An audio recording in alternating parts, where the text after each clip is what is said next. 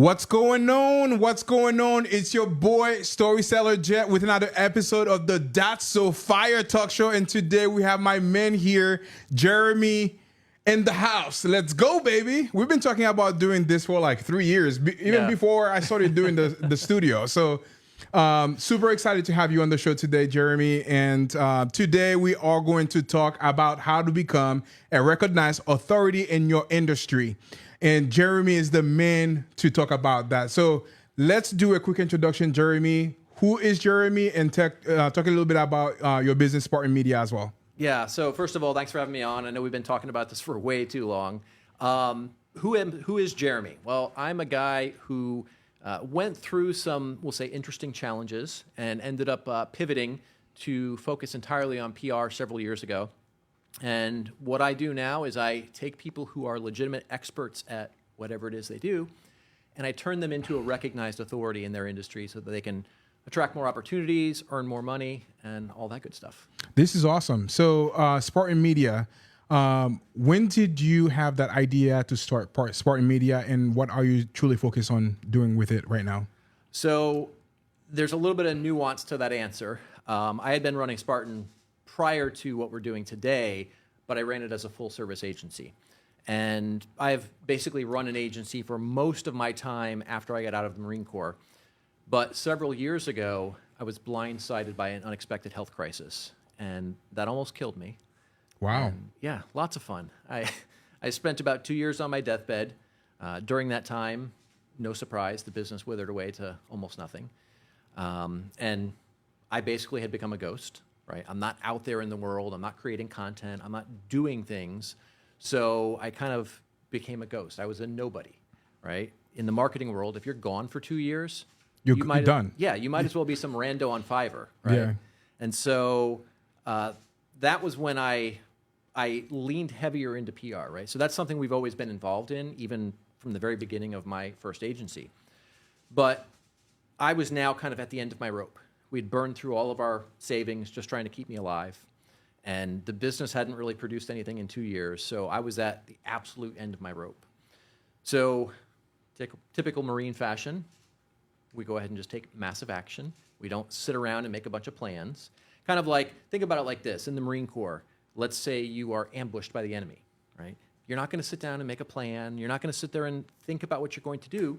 You just turn towards the enemy, and all of the weapons open up at the cyclic rate, right? Just massive, overwhelming firepower. So I took the same approach to basically rebuilding my own life. And what I did was I started by creating a bunch of content, right? I was writing articles. It's something I'm great at, and I enjoy doing it, so why not? And then I started leveraging that to work my way up the food chain. And after the articles, which a bunch of people loved, I then used those articles to pitch me going on to certain industry podcasts to talk about some of the topics from there. Those ended up being some of their most downloaded episodes. Wow. So obviously, people were loving the content. Thank you. That's cool. I then leveraged that to then take the topic that we talked about on the podcast and turn that into an article at one of the top publications in my industry at the time. And that became one of the most popular articles on the site in that month. And I then turned that into a recurring column, which I then turned into a column at another outlet, and then I just kept working my way up the food chain, and basically blew up again overnight. And it was very effective, but we're entrepreneurs, we're in the trenches, we're doing the stuff. Sometimes we don't see the opportunities that are right in front of us. So that didn't click right away, right? I did it for myself, and it was great, and it had tremendous impact, but it took about a year or so after that for me to realize, hey, this is something that everybody needs. We've got amazing people out there who are really focused on bringing tremendous value to their clients, and they want to do the right thing and help their clients succeed as much as possible. And then you've got this other group of people. You and I could probably rattle off a dozen names. Oh, yeah, for sure. Who don't give a shit about anybody. All they're worried about is collecting that check. And in some cases, it may be incompetence. In other cases, it may be full-on fraud, right? There's a few names that have popped up in our circle lately like that.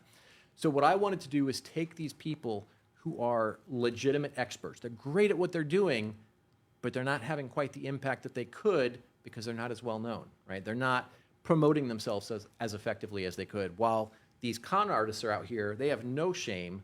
They'll happily get up there and promote themselves all the time. And so what I wanted to do is elevate these legit people and kind of suppress the scumbags of the business world. Absolutely. Man, I think we're going to have a lot to unpack today. And if you're watching this today, we are going to share tips and tricks and things that you can immediately do in your business today to become a recognized authority in your industry. But before we delve into all of that, Jeremy, thank you for your service. My pleasure. And let's talk a little bit about those times, like when you enrolled into, the Navy, was it? Marine Corps. Enrolled into the Marine Corps, the experience that you kind of went through, and some of the things that maybe aftermath that you were dealing with, from doing that. Can we talk about that? Yeah, absolutely. I went into the Marine Corps in 1995, so you and I are a little bit older than probably a lot of the audience, but I went in prior to all of the 9/11 stuff. My last deployment was to Bosnia in the late 90s, so that was an interesting place back then. Actually, the highest density of landmines per square mile than anywhere else in the world. Wow. It's an insane place. We'll have to talk sometime about what the base, how they set that up, but that's a little bit outside the scope of what we're doing today. But yeah, 4 years, multiple deployments, learned a lot, made a lot of great friends, guys that I would call brother to this day.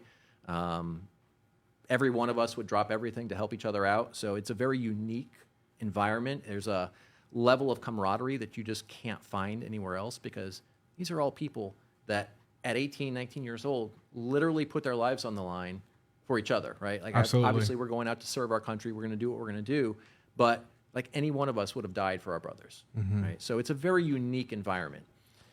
And, I did my time, did some really interesting things, got out. When I got out, there was a lot fewer resources for veterans. You had basically the VA, and that's about the extent of it. And there's a reason that the VA's unofficial motto is giving veterans a second chance to die for their country. I saw you posting that about maybe a couple of weeks ago, and I was like, interesting. Yeah. It's a bit of a mess, but it has come a long way since back then. It's improved a lot. But now there's a lot more resources as well. Stuff for education, stuff for entrepreneurship, stuff for suicide prevention. And but there's still a lot of work that could be done in those areas. And what I have found is, because the system is broken, because the government is inefficient and close to useless, typically what happens is the veterans just kind of step up for each other, and we find ways to help each other, whether it be raising funds or supporting that guy or that girl who's going through thoughts of suicide, or helping them out starting a business, or connecting them with resources, whatever the case may be. That is honestly where most veterans get the support that they need, right? No surprise, we covered each other's backs over there. We come back home and we're going to do the same thing, because if someone else isn't going to do it, well, then we damn sure have to will. Step it up. Yeah, step it for sure. For anybody that is watching that might be like, one of the veterans dealing with those thoughts of suicide, what advice that you would give them? Man, a few different things. So one is, treat this like any other mission, right? You may be having some thoughts in your head, or you may have some physical ailments that are kind of driving you to this, or whatever it may be.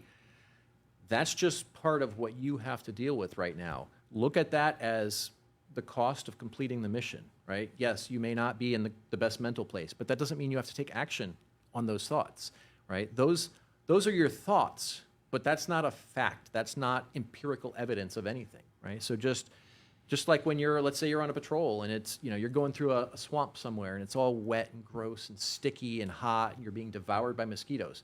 You're not comfortable.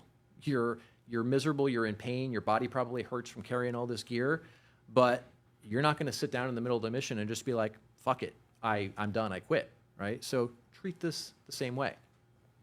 The other thing that I have found especially useful is finding a mission that's bigger than yourself.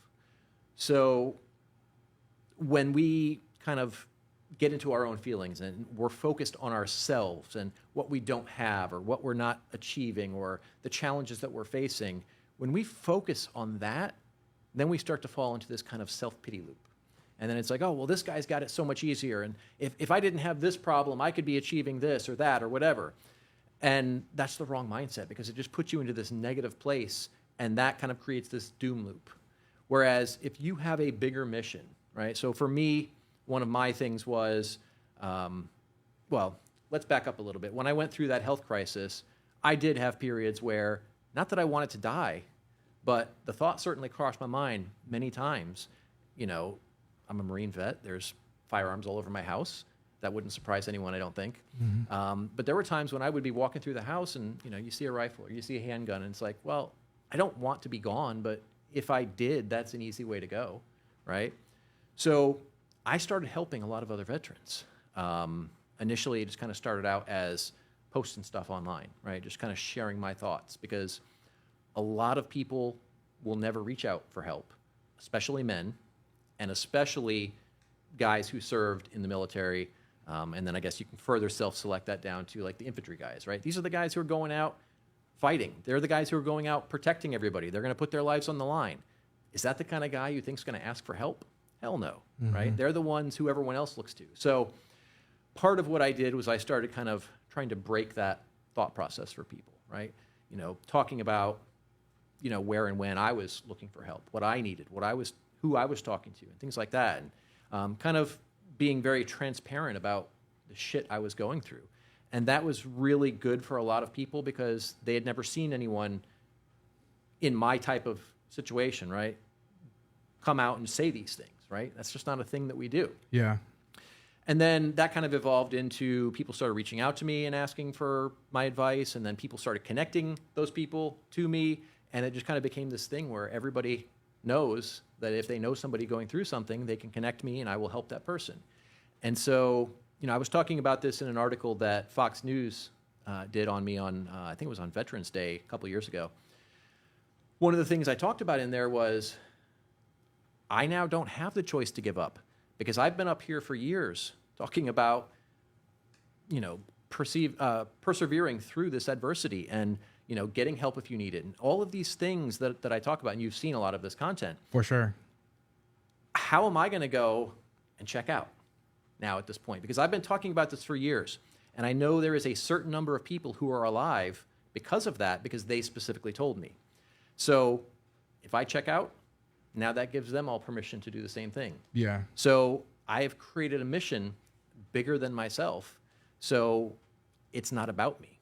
It's about all of those people that I could potentially help, that I can save, so that now their kids grow up with a father. You know, that wife doesn't lose her husband. You know, I can't give up because of all the people that it would affect. Yeah, it's very tragic, like, you know, for people that come and go and serve the country and then coming back and having to deal with this kind of stuff.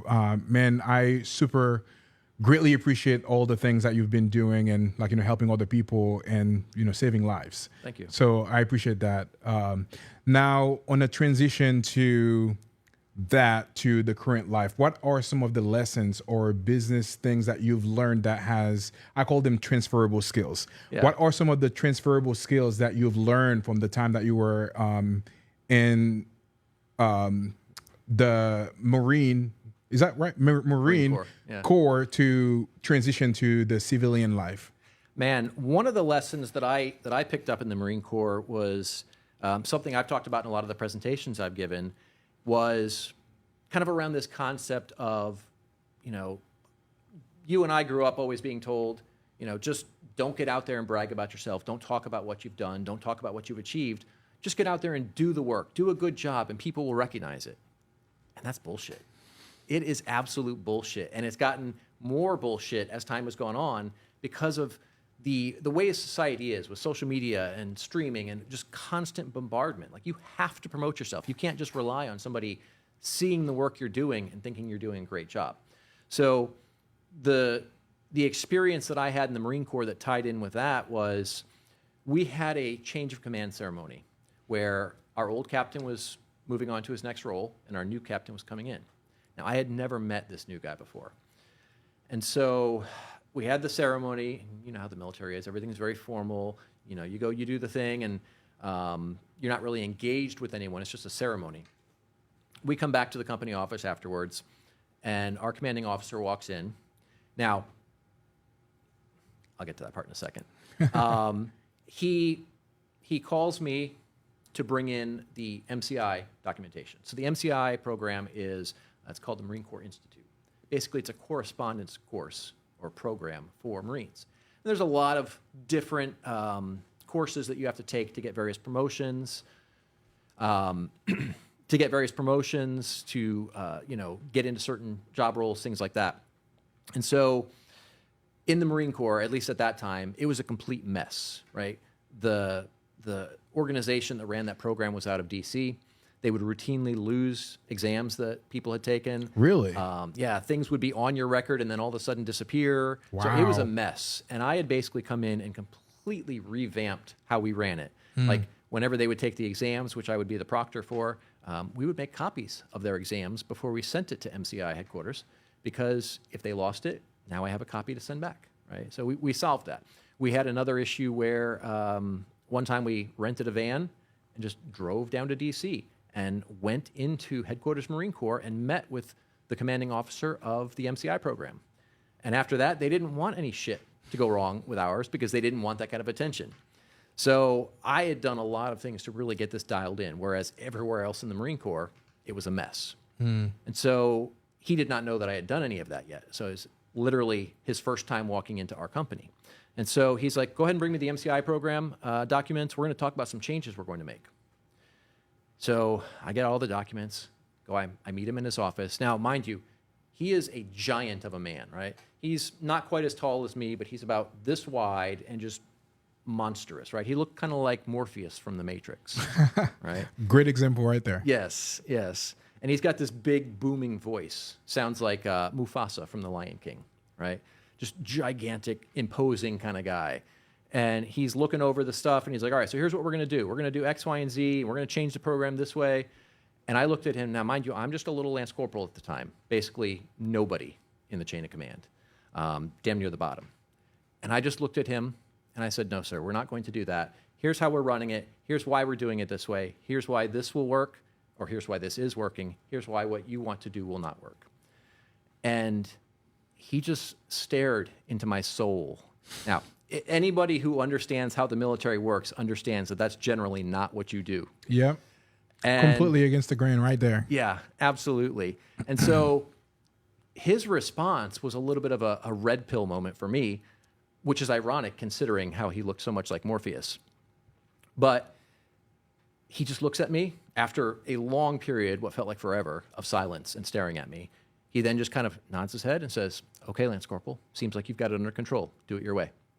And that was the end of it, right? And that actually taught me a few different things. One, his leadership, right? His leadership is amazing. I say that because most leaders, that would have bruised their ego a bit. Oh, yeah. Right? Especially somebody as low as a Lance Corporal. So, but he understood. He could see that I had control of it. He could see that I was taking it beyond how it was typically run. And he just let me run with it. But the other side of it is, it also taught me that mindset of just do great work and don't brag, don't, promote yourself is bullshit. So that was one of the big lessons there. One of the other ones is really kind of hammered into us throughout the Marine Corps is kind of the concept of leaders eat last, which you're probably familiar with from Simon Sinek's book. Absolutely, yes. Okay. So for anyone who's watching and is not familiar with this, basically the way that it works is the Marine Corps, when it's time for chow, the most junior guy or girl eats first, right? And it just goes down the line from most junior to most senior. If there's not enough food left, the more senior guys just don't eat, right? And that's about taking care of your people, taking care of your troops, because at the end of the day, they are your responsibility. As the leader, they need to come first. So that's something that I have found to be very useful in my own business. I found that when I take care of my people, they do a lot better. They perform better. They're happier. Clients are happier too. So those are two really big lessons that I picked up in the Marine Corps. That's fantastic. Thank you for sharing that as well. For anybody that is watching this right now, we are going to be talking a little bit about how to become a recognized authority in your industry, and we are going to go deep into that. But if you're watching too, please make sure that you like this video and also share it on social media. And if you have any questions that you want Jeremy to answer on this live today too, please feel free to type it in the comments and we'll be very happy to address some of the questions. So the first question that I have for you, Jeremy, as we're transitioning back to, how to become a recognized authority in your industry, what does authority means? So to me, authority means you are somebody that other people in your industry look up to and respect, right? You're the person that when you say something, whether it be you're predicting where the industry is going to go, or you're talking about best practices or some ethical aspect of your industry, people pay attention, right? They value your opinion. But then it goes beyond that. So that's kind of how it applies within the industry. But then beyond that, if you're that guy or that girl who is considered kind of the top of the food chain, then it's a lot easier to work with your clients because, on the sales side, for example, you don't have to go through that typical dog and pony show and try to convince them that you're qualified, that you can solve their problem. Instead, they already know it because all the publications in your industry and other business publications and things like that are all citing you as the expert. So you've already got a leg up over your competition there. So you can close deals faster. You can typically charge more money. You can kind of have your picking and choosing of who you're working with. And, beyond that, other opportunities just start to come to you because of that status. But it's not a thing that you can kind of bestow on yourself. It's a thing that comes from that third-party validation. So being featured in the media, being somebody who's often winning awards and things like that. That's fantastic. Earlier that you mentioned that there are so many people that are still invisible, although they might be the greatest expert at that specific thing that they do. Why do you think that is? Why do you think that they decide to, keep themselves invisible? I think it's a combination of things, right? And it's going to vary depending on who it is. But some of the reasons that I have seen, one is they're afraid, right? They're afraid of that spotlight. You put a spotlight on somebody, and now if they make a mistake, now they've got exponentially more people who are going to see that mistake. Or people are going to criticize them just because they're there. They're doing their thing. There's a client that we worked with a while ago, still working with them, but it was quite a hurdle to get that particular client to do video. And then finally got them to start doing video, and heavier guy. And the comments on the videos were just brutal. Like they would just troll this guy constantly, right? And initially, it affected him initially. But over time, he kind of developed thicker skin and got used to it and actually just kind of started laughing at them. But it's that kind of thing that does scare people away from that, right? It's like that imposter syndrome in a lot of cases, right? People think, oh, well, I've made it this far, but if I try to go to that next level, people are going to find me out. They're going to figure out that I'm not really as great as I think I am, right? And that's almost never the case. Yeah, absolutely. I'm glad that you mentioned that. Yesterday, I had a fantastic time with Myron Golden, and one of the presentation, it was a Bible study, but one of the presentation that he talked about was around imposter syndrome. What do you think is imposter syndrome, and how do you think some people can solve that?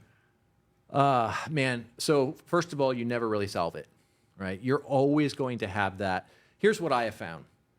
The smarter you are, the more likely and the more severely you will feel imposter syndrome. That is crazy. I did not even think about it that way. Yeah.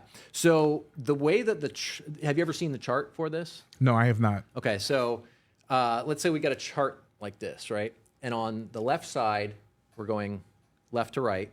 This is your level of experience. And then on the vertical axis is your knowledge. Now, the way or not your knowledge, I'm sorry, your confidence. Now, the way it typically starts is in the beginning, you're going to be low on the left. But then it spikes up. Your confidence goes through the roof because you've now learned exponentially more about a particular topic let's say you get into an industry and you're there for a few months or maybe even a few years, and now you've learned so much. But then as time goes on, you continue, if you're really focused on doing great work, you're going to continue to learn at that rate or maybe even faster. So now as a few more years go by and you're continuing to learn at that rate and you're realizing all the things that you didn't know, now your confidence starts going down because it's kind of like, well, all right, well, back here when I thought I knew all this, now I'm way up here and I'm still learning so many things I had never known. Maybe I don't know shit, right? And so it kind of comes back down, and then over time, really long period of time, it starts to come back up and then it kind of levels off, but it never goes up to where it was in the beginning. And so that's part of what creates imposter syndrome. Now, it doesn't typically happen in dumb people. And you've seen this, right? The dumbest people that I know are often the most confident. And that's because they're not smart enough to realize they don't know shit, right? I had a guy who I brought on as kind of a, let's do a trial period and see how this works, right? Kind of creepy how it all started. This is when I had an office over in Tampa. And I'm out every now and then. I would just go downstairs and walk around the parking lot, get some fresh air, get the blood moving. And I kind of got this sense that somebody was watching me. And way off in the distance, I see this little BMW it was convertible, top was down. And I'm like, man, it's like 300 feet away. Nothing really going on, but something doesn't feel right about that. And as I'm walking around, the car's getting closer and closer and closer. And then as he pulls up to me, he's staring at me. And I'm like, this is getting weird. And then he looks at me and he says, Jeremy? And I'm like, not getting any less weird. Yeah. And I was like, yeah, who are you? He's like, oh, I've been following you for years. Let me just go park my car real quick and I'm going to come tell you why I'm here. And I'm like, okay. Why you're here and finding where you're working and randomly running into you. That's interesting. It was very creepy. I was carrying, so not a big deal. But yeah, so anyway, he had been following my work. This is back when I was in the SEO industry. He had been following my work for years, and he had always told himself that if he had the opportunity, he was going to try to work with me. So he comes in, pitches himself as, the most knowledgeable guy in the world. He used to work for somebody else in the industry who was very knowledgeable, absolutely one of the people at the top of the food chain. And so he's like, yeah, I'm an expert. I'm a 9 out of 10 on all this stuff about SEO. I'm like, okay, great. We'll give you a shot. Turns out he didn't know shit, but he was supremely confident. And then he also wanted me to pay him for time away from work so that he could learn the stuff that he was supposed to already know how to do, right? Wow. Yeah, that's interesting. But then on the other hand, you get somebody who's really an expert and you ask them a question and they'll answer you. Maybe they'll say, oh, well, maybe this might happen or maybe it might work this way or whatever. But they're not just like preaching like their word is the gospel, So I find generally the more that you know, the less likely that you're going to have that irrelevant confidence. Imposters, yeah. But the smarter you are, the more likely you will be to have imposter syndrome. And what I have found to be effective in dealing with that is get outside of your industry. If, there was times when I wasn't sure if I knew as much as I thought I knew about SEO or even PR right now. But I found that when I talked to people in my industry, I would sometimes have these doubts from time to time. When I got out and talked to people outside the industry, the people who don't deal with whatever it is that we're talking about all day, every day, and you start sharing what seems to be really basic stuff, and they're like, oh my God, like I never knew that. And it's like, oh, maybe I do know a lot more than I realize. Yeah. And another thing that one of my great friend, Gary Harper, always kind of teach Love everybody, he's fantastic, is like the reason why some of the people are feeling that imposter syndrome is because they don't have the knowledge or because they have, that fear. So what he says, like the first thing that you need to do is replace fear with knowledge. So when you educate yourself, and obviously it's going to be a continual improvement to kind of really get to that, that confidence is going to build up over time. Yeah. Like for him specifically, like he had the greatest fear about flying in an airplane. So what he did is basically like he learned everything that he could about like, flying and doing all of that. So now that his confidence, goes up and now he can become like, a talk show host about like how to fly an airplane and doing stuff like that. But Love it. yeah, replacing fear with knowledge. That was one of the greatest lessons that I've learned from him as it relates to imposter syndrome. Yeah, I love that. Yeah. Now let's talk about like people that they just started the business or they've been, working for 10, 15 years, but never use PR. What are some of the strategic way that they can do to like, get their feet wet in PR? So the first thing is building a personal brand. That's always the foundation of everything, because your personal brand is kind of an encapsulation of who you are, what you do, what you stand for, why you do what you do, things like that. And a big part of that, of course, is creating content, right? That's something you're super knowledgeable about. Most people don't create much content. And those that do create content don't create enough.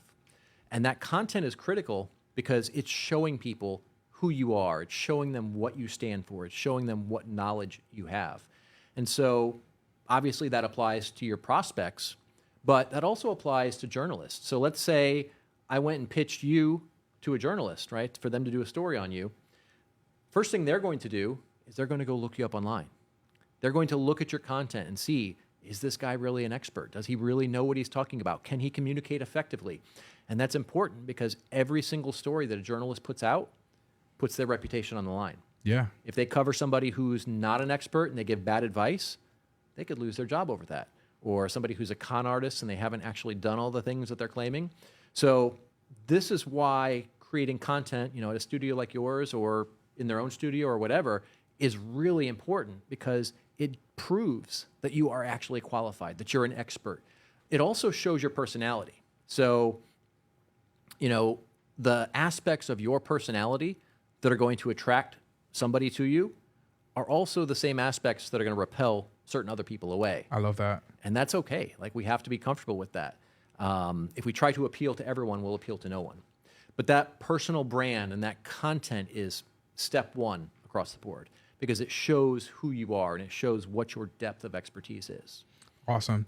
I guess that follows to my next question. What is the difference between regular PR and authority building PR? So, I would say it really should all basically be the same. Unless we're talking about like product-based PR, right? Like if you're out here promoting certain products or an organization, that's a little bit different. But PR for a person, the key to this is, again, we're getting down to that knowledge. That is the thing that separates you from everybody else. And you could know the same basic things, but then it's not just the knowledge, it's the knowledge plus your approach, plus your personality. So PR, basically, from an authority perspective, basically takes all of those elements, rolls them into one, and focuses on building up that, building up that persona, that, who you are, and positioning you as the expert in your industry about that particular topic. So it's not purely to raise awareness, but it's to raise awareness while promoting you as the expert of that thing. I love that. So I've seen recently that you've been posting some content on Entrepreneur Magazine and a bunch of different well-known magazine out there. Yeah. What are the steps for somebody that might be interested in getting featured in some of the very world-renowned magazine? What are some of the steps that they can do to, get featured on those? That's a great question. So I mentioned earlier about the personal brand. That's your first step, right? So get out there, build that brand, create the content. From there, now we're going out and trying to get featured, because we've got something that when the journalists look you up, they're going to find a positive impression of you. Now we want to go and we want to build our media list, first of all. And there's not magic to that. It's pretty straightforward. There's a million ways you can get the email addresses for the people that you want to pitch. But we want to focus on having the most relevant journalists, the ones who are going to cover, right? Don't just go and find every journalist who writes for Entrepreneur, right? That's what I see a lot of people do. They just think it's a volume game, right? Like email marketing. It's not, right? So we want to build a very highly relevant list of journalists. And then we want to start pitching them. Now, when we pitch, we want this to be nice and short. We want it to be emotional. We want to get them engaged. And we want to have a call to action, right? But what I don't recommend doing, which I see a lot of people do, is automating the process. So they'll send out a message, and then a few days later, they'll send out another message, like, hey, bumping this in case it got buried, or hey, just wanted to check in on this, right? And that's terrible, because if a journalist looks at your email and the pitch isn't a fit, they're going to ignore it. They're not going to bother telling you, hey, it's not a fit. They're not going to tell you, not right now. They'll just throw away the email. If you just keep sending them reminders for a story that's already not a fit, you're going to burn that relationship with that journalist. Yeah. Right? So we want to find a really good hook that ties into what they're typically writing about, ties into current events, and then ties into your brand. If it's not a fit right now, if they don't respond, that's fine. Come back in a week, come back in 2 weeks or a month or whatever makes sense based on their writing frequency, and pitch them a different topic, right? And it's not that you just keep throwing different things at them as fast as you can, right? We want to treat this like a relationship. So it's not just the pitch, but it's also every one of those pitches is a step in building that relationship. So your first dozen pitches may not turn into anything, but they start to recognize your name. And then maybe they see one and they open it, or maybe they even open the other ones, whatever. But now that they recognize your name, they're more likely to open it, which means they're more likely to get read, which means they're more likely to turn into something. Awesome. And so I like to also then build relationships with those journalists beyond the pitches and engage with their content on social media, because that creates more visibility for them. It benefits them. And then again, they're more likely to remember my name. And then from there, of course, we have to leverage that publicity in our marketing. But where a lot of people go wrong is they try to go straight to the top, right? If you're somebody that nobody's ever covered anywhere, you're not getting a feature in Entrepreneur Magazine. That's just not ever going to happen. So what I generally recommend is start smaller. Look at some of the trade publications in your industry.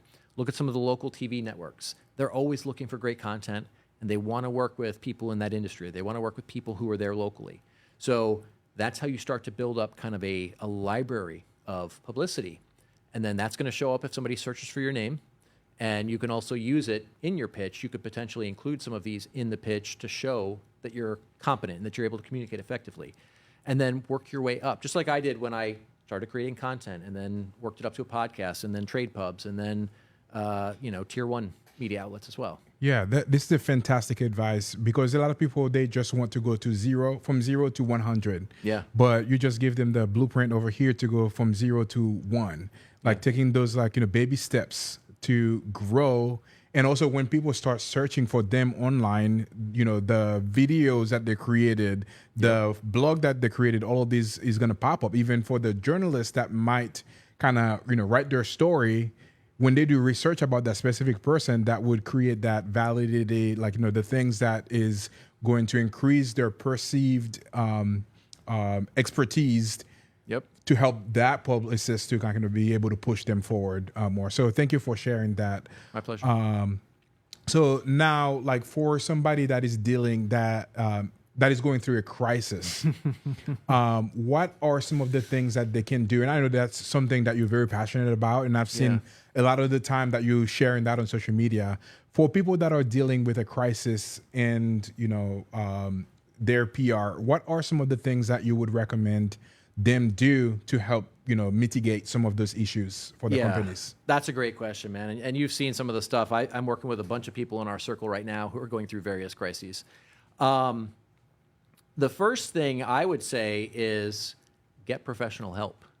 And I don't mean a psychologist, although probably some people could benefit from that too. But a PR crisis is not something you should try to handle yourself. You're going to be emotional about it, right? Your business or your brand is your baby. So if somebody's attacking it, you're pretty likely to be irrational, and you'll be a little bit more sensitive and more likely to lash out. So it can go really badly when you try to handle it yourself. The first thing we have to look at is this a real problem? Now, we've all seen cases where somebody gets attacked on social media for absolutely ridiculous reasons, and then it starts to blow up. If it's not legitimate, in a lot of cases, it may make sense just to ignore it, right? See if it blows over. A lot of times it will, because people are addicted to outrage. So yeah, they're attacking you today, but maybe they'll Might find change, yeah. maybe they'll find someone else to attack tomorrow. So, let it percolate for a little bit. It's going to be uncomfortable, but it's not the end of the world, and it might even bring some new people to you, right? I often say, being ignored is worse than being attacked. So Deep right there. We're going Yes. deep right now. Yeah. So in some cases, this can be a huge benefit. I actually had that back during the Bud Light PR crisis. Remember that one a few years ago? Yeah, for sure. I broke that down from a PR perspective. What they did wrong, how they could have done it better, and man, the things I was called for simply breaking down this PR situation. Man, I was called a bigot and a transphobe and this, that, and the other. I'm like, hey, I don't give a shit what anybody does. I'm talking about this purely from a PR perspective. But I mean, I think that particular tweet had, it was over 100,000 impressions and hundreds of comments. I just rolled with it, right? Like, I'm not really worried if someone wants to attack me. Okay, fine.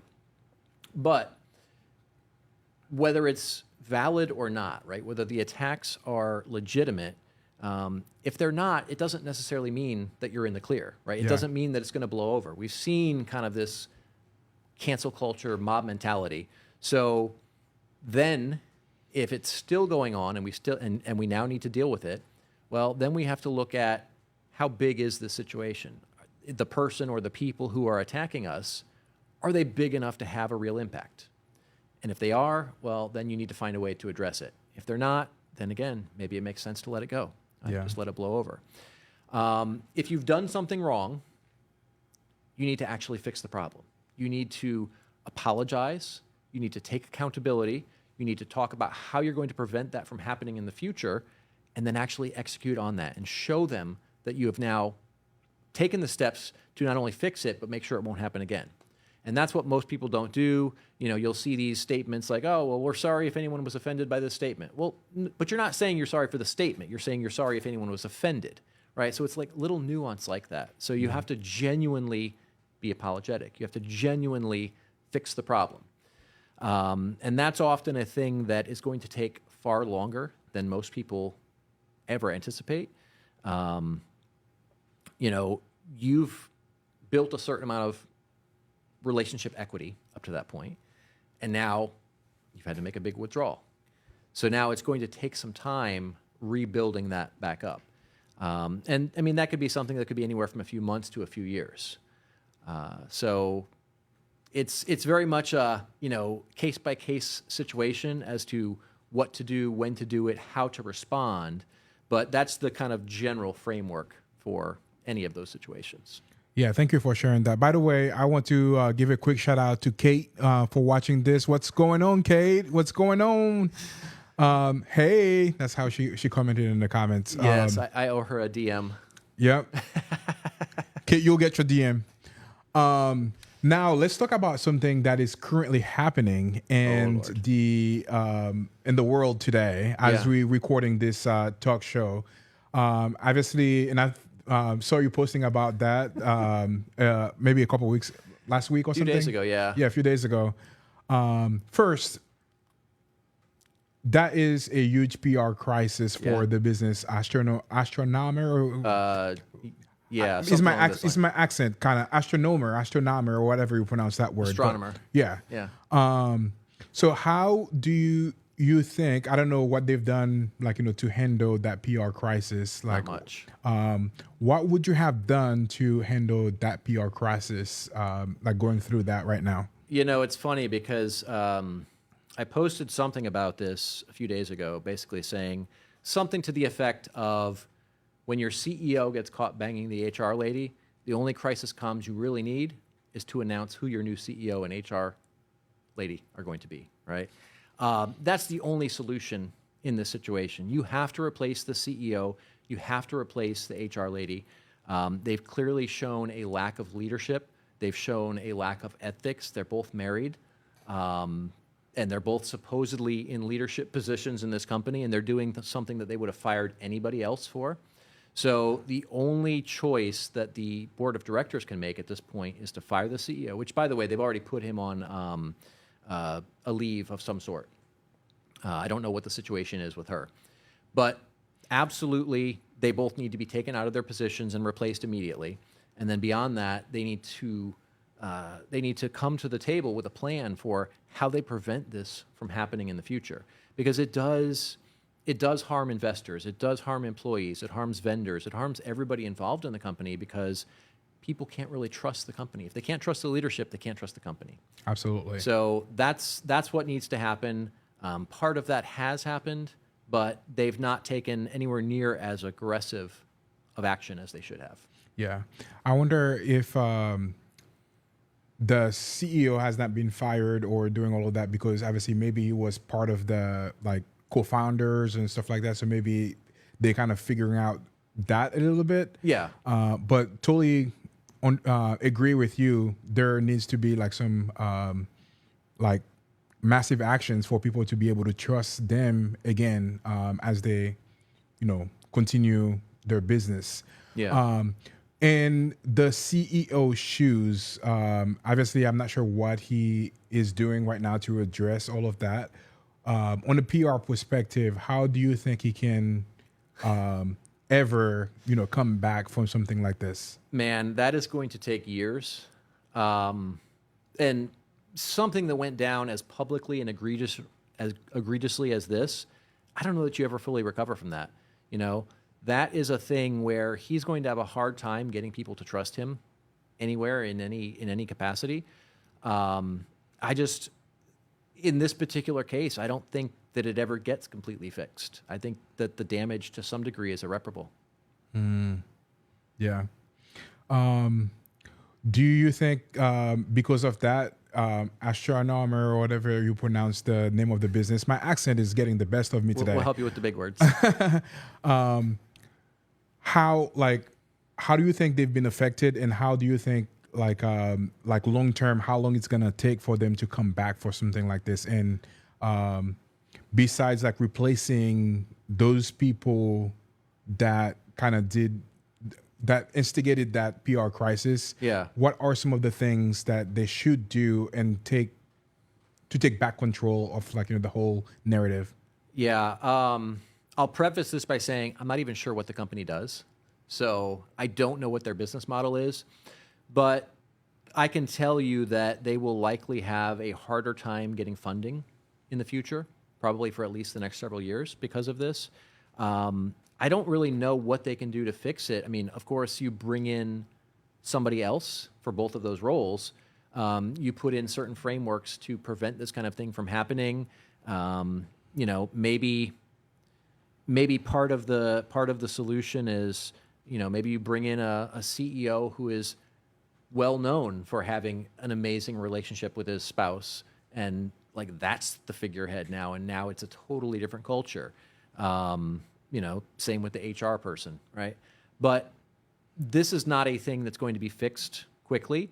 There is long-term damage to the brand, so they're just going to have to do all of the things that we talked about and then consistently execute over the next several years to prove that things are different there now. Awesome. So enough talk about this specific thing right now. So let's go back to the current businesses that are thinking about delving into PR. Mm-hmm. If you had 3 hours to strategically place yourself into the PR world to do content, to do all the other stuff, what are the 3 things that you should focus on doing on a regular basis to really build authority right now? Yeah, great question. So I always go back to that personal brand as the foundation, right? So getting out here, creating lots of great content, publishing it, you're a master of that. Anyone who's watching this should look at what Jet's doing with this content. He's constantly putting out great content that demonstrates his expertise. So follow that same framework. Do what he's doing. Create a ton of content that shows your personality. It shows your expertise. It shows your personality, everything. Then from there, spend time every day building and nurturing relationships with those journalists. That is what's going to make the difference. There was a great example, and I may have told you this story before, where I had introduced a good friend of mine. She was a publicist as well. I introduced her to a journalist here in Tampa. she pitched her a great story. It was perfect for that journalist. It was exactly the kind of thing she covers. It was newsworthy. It was something that was already being talked about on social media and in the news. And the timing was perfect. And she pitched her, and she followed up, and she followed up again, and got nothing. And so she and I were talking one day, and I was like, how'd that pitch go? She's like, oh, well, I sent it, and I sent a few follow-ups, but it never went anywhere. I was like, oh, well, that sucks. Do you want me to reach out to her? And she's like, yeah, if you don't mind, that'd be great. So I didn't write this big eloquent pitch. I didn't really give her much information at all. I just sent her a little one-sentence thing, and then I had a thumbs up and a thumbs down at the bottom. And this was a journalist, like I said, somebody I knew really well, right? We went to lunch regularly, went to events together, stuff like that. She saw the text, and within like 5 minutes responded, yes, I love it. It sounds great. Let's do it. Send me the details. Wow, that's... And it was just because of the relationship. Relationship equity. Right, exactly. Now, the pitch that my friend sent was perfect. It was engaging. It had all the right information. It was timely. It was perfect on every account, but it went nowhere just because that journalist didn't know her, didn't recognize her. I don't even know if she saw the email, but I send this little simple text with a couple of emojis, and boom, it turns into a story. So that's why building and nurturing these relationships is so important. And then from there, the third thing, of course, is leveraging all of the publicity in your marketing. And this is where almost everybody gets it wrong. They'll get that great feature, and then they'll share it on social media, and then you'll never see it again. There's a million ways you can create a ton of content out of each piece of publicity. You could probably create a few dozen pieces out of each piece. And so that then gives you this massive library of content that you can constantly share. And first of all, most people aren't going to see most of your content. So even if you're sharing the same shit all the time, they're not even going to notice that. But now you get a few pieces of publicity, and you've turned each of those into a few dozen pieces of content. Man, it's going to look like you're sharing something brand new every single time. Yeah. And so now you're getting out there, you're basically training the algorithm to show your content to more people, but you're also leveraging that publicity in that content to further reinforce your authority status. And so it just creates this outsized perception of you being everywhere at all times. Yeah. Kind of like That's awesome. Yeah. I'm going to turn that to you. What are some of the things that you are currently doing to build that authority for you? I know you do some live streams. I'm not going to put words in your mouth right now, but what are some of the things that you are currently doing to build that for yourself? So, I mean, I'm constantly being featured in the media all the time. I've got the live stream, which you mentioned, Public Relations Declassified. I'm doing that every week, right? So that's constantly growing. And I just keep watching the audience grow each time. That's awesome. Congratulations. Thank you. Thank you. Getting ready to finish my next book. And then I've also recently launched a community, which is incredibly powerful when it comes to authority status. So, and then of course, social media, which is constantly flooding that with content and advice and stuff like that. Awesome. Twofold for that next question. Yeah. The first one, what are some of the type of content that you publishing on social media? And then the second half of that, where does, what's the word for that? Where does, when you post something and people are just kind of going crazy, what is the word for it? Viral? Not viral, like, opposite of like, what you're saying, controversial. That's the word I'm looking for. What are the roles of controversy in your post and that? Because I know you use some of these levers I do. To connect with people, but I'm going to rephrase that question one more time. What are some of the things that you personally doing as it relates to social media, and what role does controversy plays into the types of the posts that you're posting on social media? Yeah, that's a great question, man. As far as the types of content, I'm doing both text and video content. And when it comes to text, I'm doing, posts on social media. I'm doing articles, various guides and resources that people can download and things like that. And then on the video, of course, I've got the live stream, and then I've got little individual videos that I create as well. As far as controversy goes, man, I love my controversy. I know you do. And I can work those levers like a pro. I enjoy it. It's effective. One of the ways that I've been doing it is, so there's controversy, there's trending topics, and and then there's kind of creating this us versus them mindset as well. So those are three really good ways to do this. So controversy, man, you got to be careful with it, and you got to have thick skin, because if you are hitting controversial topics, you're going to get people who agree with you, but I promise you, you're going to get people who think you're the stupidest person in the world for thinking that. And you have to embrace both. And I love it. I love the negative comments, because if they're coming on and attacking you, man, you already know they're worked up emotionally, and you can just push their buttons. And that creates so much more engagement, because now they're going to come back and want to tell you why you're wrong with each response. And now that means more people from their circle see this content. And not everybody in their circle is going to think the way they do. So you're going to get a mix of positive and negative. So I like to kind of push the buttons. Don't come off like an ass. One of the things I really have been having fun with lately is when they attack me, I will just be like the nicest person in the world, and people lose their shit. Oh my God, look at, you're a boomer. Well, first of all, I'm not, right? Like, I'm Gen X. We're always forgotten, right? They don't even think we exist. But, I'll be like, oh, hey, thanks. I appreciate that. And people don't know how, like, it seems so simple, but people don't know how to respond to that. Like, they just fall apart, and they just get more and more unhinged, which makes them look irrational. And then other people will start chiming in and making fun of them. So it's a great way to really drum up some engagement. Trending topics are one that I've been having a lot of fun with as well lately. I've been doing a lot on the Blake Lively PR crisis, which is an absolute dumpster fire in every way. She has completely destroyed her brand, and I can't imagine a scenario where anyone is going to want to work with her in the future. But I've been getting, many of my tweets on X are over 1 million impressions on that particular topic, right? So, and again, I've been using that for a variety of topics. I mentioned before the Bud Light crisis. There's all the shit going on with Google right now.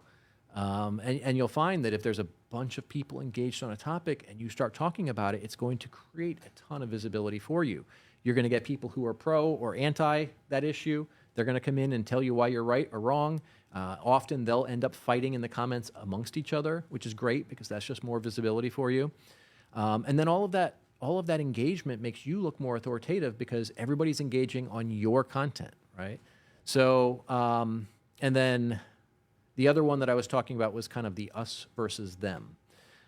So if we use like Google as an example, one of the angles I've been working with on that, so now we're kind of tying a trending topic with us versus them. And it's kind of like, have you been following that topic at all, by the way? I have not, no. Okay. So in a nutshell, over the last couple of years, Google has basically been wiping out publishers all over the place. Interesting. And turning it into all roads on the internet lead to Google. And that's not good. They're stealing everybody's content to fuel their AI. They're not really driving any traffic to any websites anymore. They're trying to answer everything within Google and cut the publishers out of the equation. And it's got a lot of people pissed off. Well, that's a perfect example for us versus them, because you've got this giant multi-billion-dollar company that's running out little people out of business. And so that's a lot of fun. You can work with that. You can get people worked up about it, talking on either side of the equation, although in this case, most people are on the anti-Google side, which is great.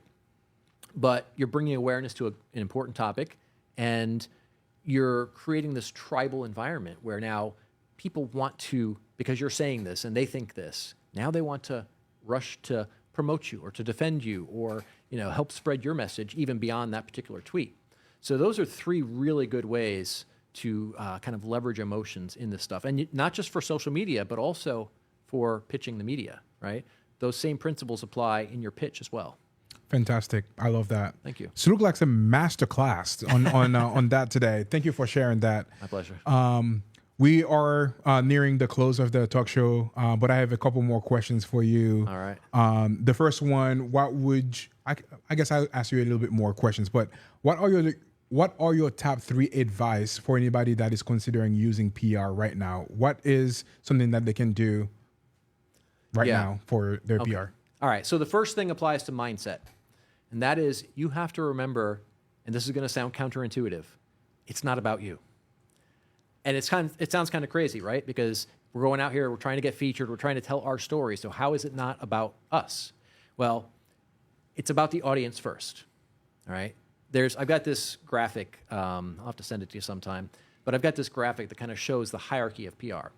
And the audience is the absolute foundation of everything, right? A journalist is creating content, not just to create content, but to provide value to the audience. If they provide value to the audience, then the audience is going to keep coming back. More eyeballs equal more ad dollars. More ad dollars means the company grows, continues to thrive. The opposite of that is they go out of business.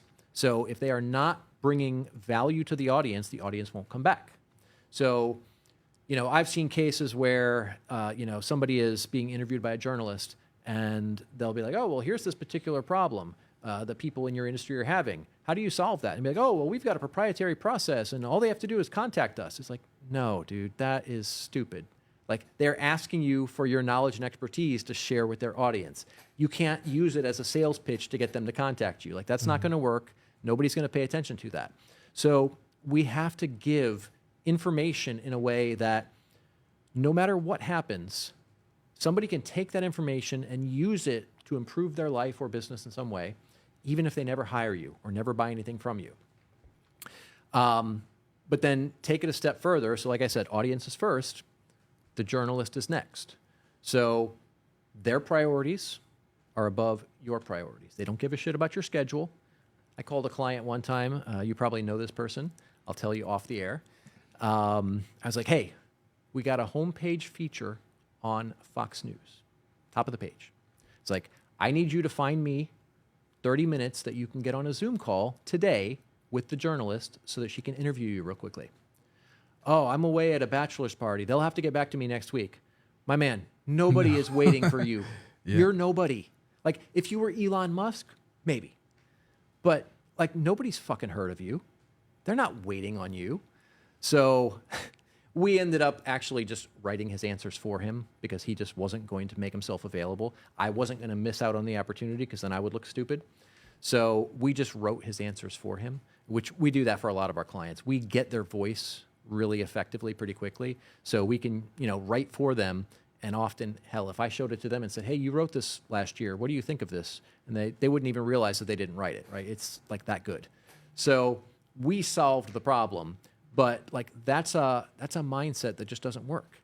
You need to be able and willing to drop everything for that media opportunity, right? And the aspect of that most people don't realize is if you don't show up, if you're not available when they need you, and now they've got somebody else, well, guess who they're going to next time? That next person. There you go. For sure, 100%. Right.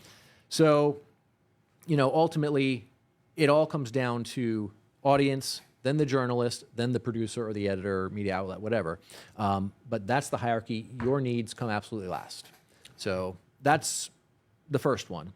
The second one is, man, you need to be prepared to have some thick skin because the bigger you get, the more prominent you become, the more people who are going to attack you. Often not for any legitimate reasons, just because they're jealous, they're insecure, they aren't accomplishing anything, they want to try and tear you down. You'll also get people from your industry who will attack you because it's a way to build their name. There was a guy in the SEO industry years ago that made his entire brand about attacking prominent people in the SEO industry. And he would go out and just do these big, like hour-long podcast episodes, just trashing a particular person and an idea. Wow. And it didn't go well for him. But that kind of thing happens, right? The more visible you get, the more people are going to come and tell you that you're wrong and that you're stupid and you're all these other adjectives. So we have to be prepared for that. And then the third and final thing is this is a long-term strategy. It's not a thing you try once, right? It needs to be consistent over a long period of time, and you continually build on it. Just like exercise. You can't go to the gym once and then be like, man, I am fit, right? You've got to keep going several times a week for years, and then you kind of build on that. And that's the same way with publicity, right? The more that you do, and here's a little kind of fatal flaw in this, where I see a lot of people go wrong is they'll do it for a period, and then they'll stop, yeah. And then they're gone. When you try to come back, it's even harder because why did you disappear, right? People are going to make this subconscious or in some cases conscious assumption about why you disappeared. Well, you must have been doing something wrong, or you must have fell off the map. You must have not been doing well in business. So we don't really trust your credibility at this point. So look at this as a long game. Yeah, that's one of the things that I always tell people. Consistency is the name of the game. Yes. Yeah, you hit the nail right in the head right there. Shout out to you, Kelly. Good stuff. Appreciate you. So now the next question for you. I always ask that question on any episode. Yeah. What is the $1 million advice that you will give to somebody as it relates to PR or anything in general about life success or anything like that?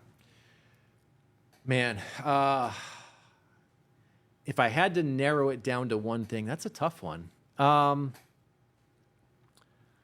Always be authentic.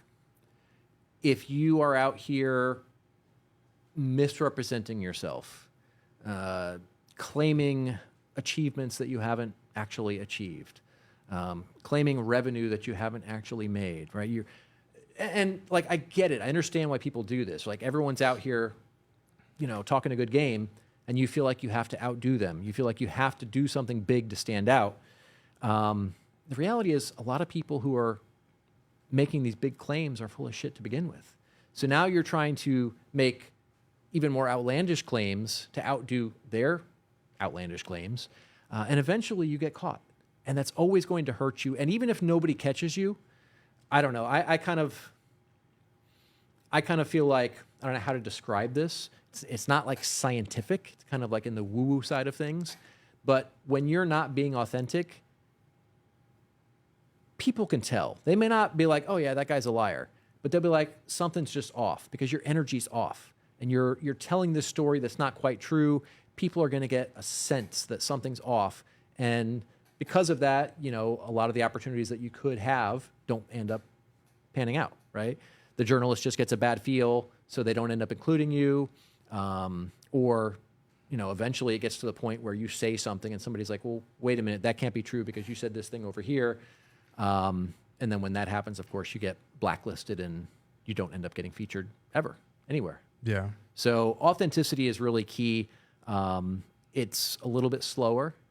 It's a little bit more difficult, but then you don't have all of the negative repercussions that come out of being inauthentic. Yeah, absolutely.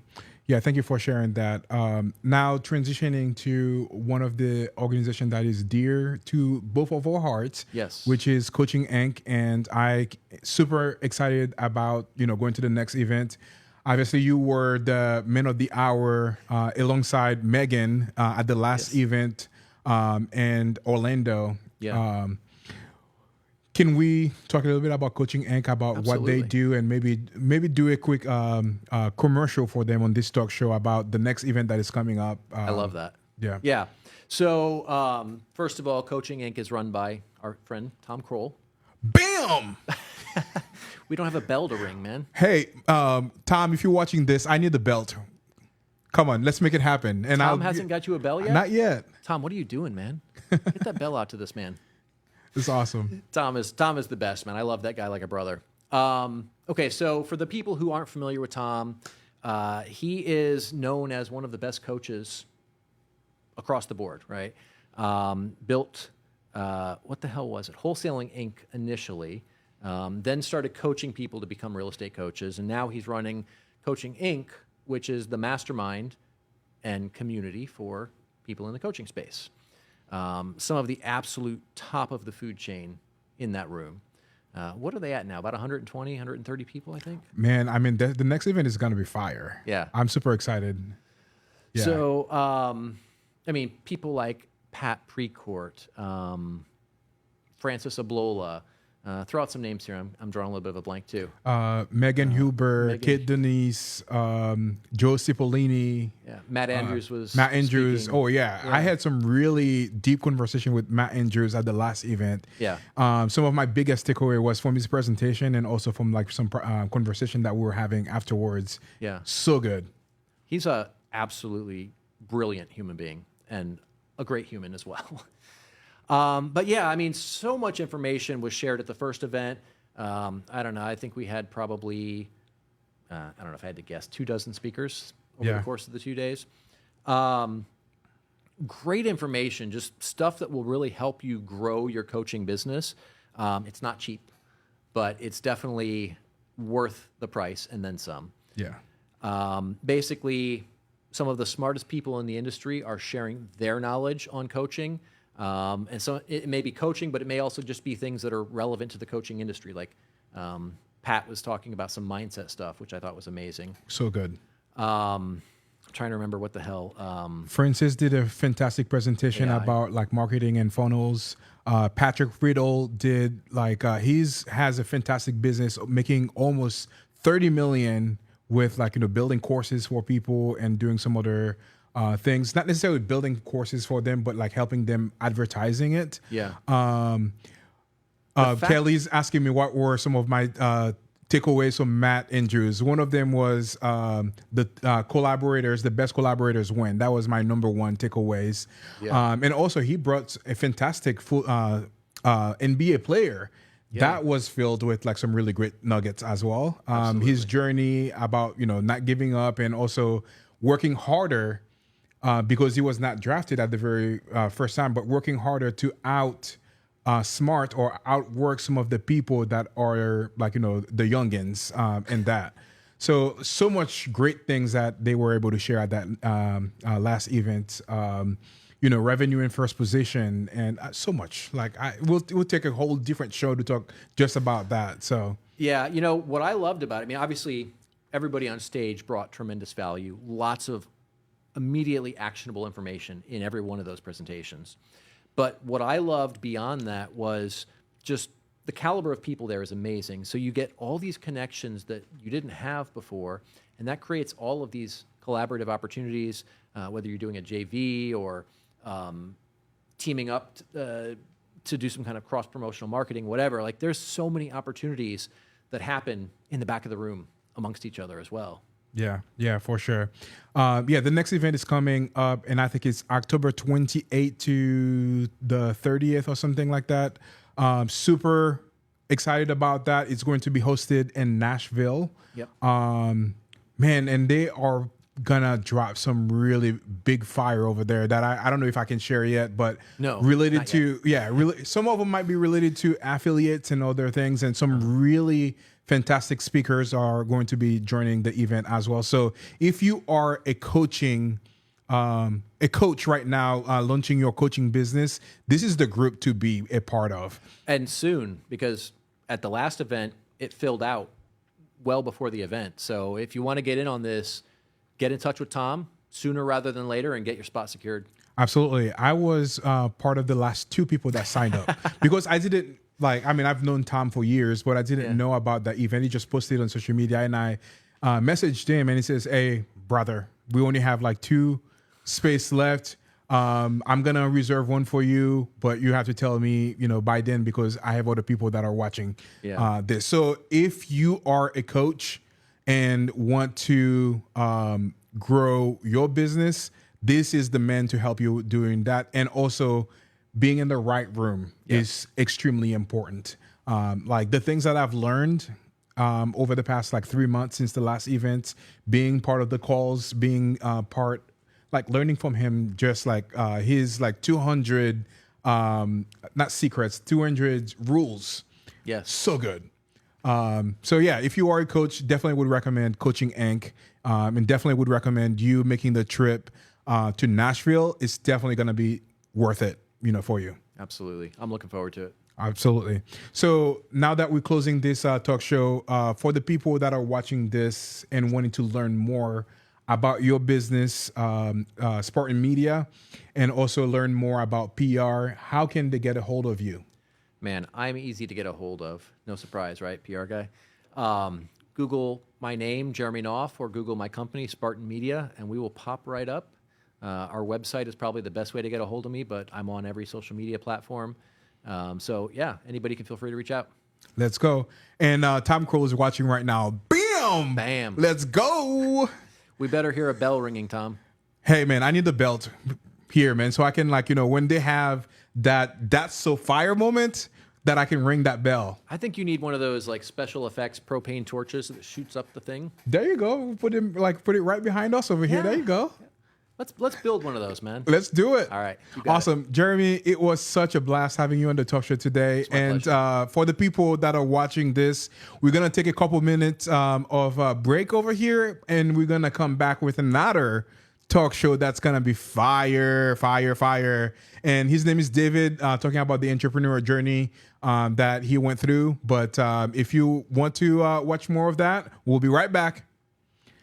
Jeremy, such a pleasure, man. Likewise, brother. Let's go, baby. It's fire.